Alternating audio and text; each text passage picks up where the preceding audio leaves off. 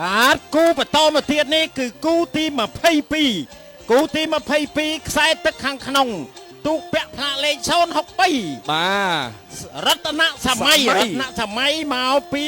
មេសបច័ន្ទពីរៀង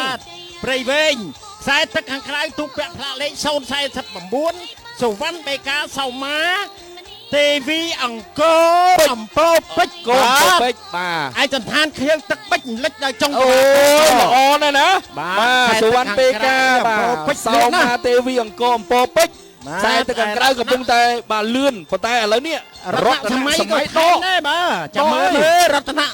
បាទគាត់មកតាំងពីមេសបច័ន្ទព្រៃវែងក៏ប៉ុន្តែដូចជាដាច់ហើយដាច់ហើយមិនទាន់ទេខាងក្រៅក៏មានឯកសណ្ឋានខៀវទឹកបិចលិចដល់ចុងចង្វាពណ៌សគឺសវណ្ណបេកាបាទ